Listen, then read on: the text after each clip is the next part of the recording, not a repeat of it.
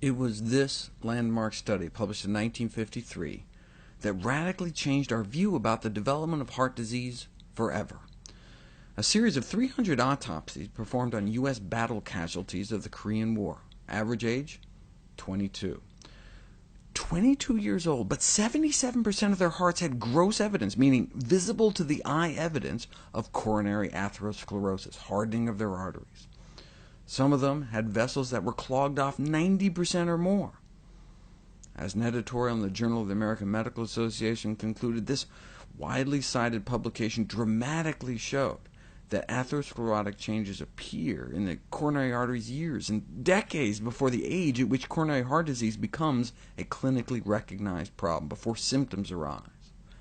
Follow-up studies on the hearts of thousands more soldiers over the subsequent years confirmed their results. How young does it go? Fatty streaks, the first stage of atherosclerosis, was found in the arteries of 100% of kids by age 10. What's accounting for this buildup of plaque even in childhood?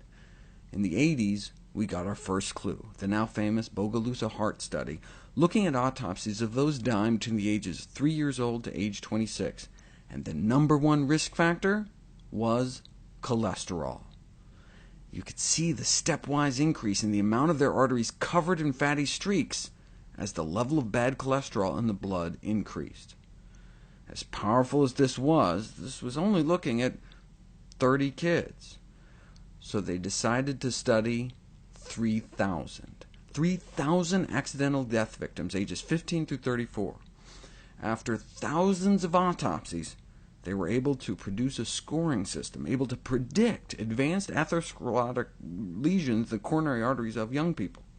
The higher your score, the higher the likelihood you have these lesions growing in your heart. So if you're in your teens, 20s, early 30s, and you smoke, your risk goes up a point. If you have high blood pressure at such a young age, that's 4 points. If you're an obese male, 6 points. But high cholesterol was the worst.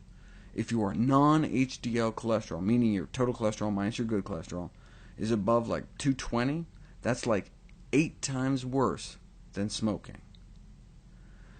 So let's say you're a young woman with relatively high cholesterol, but you don't smoke, you're not overweight, your blood pressure and blood sugars are fine. At your sweet 16, there's just a few % chance you already have an advanced atherosclerotic lesion in your heart. But if you don't improve your diet, by your 30th birthday, there may be like a 1 in 5 chance you have some serious heart disease. And if you have really high cholesterol, it could be closer to 1 in 3.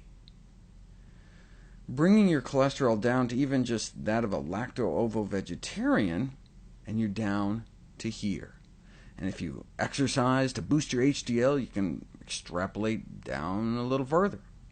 So what this shows us is that even in 15 to 19-year-olds, atherosclerosis has begun in a substantial number of individuals, and this observation suggests beginning primary prevention, at least by the late teenage years, to ameliorate every stage of atherosclerosis and to prevent a retard progression to more advanced lesions.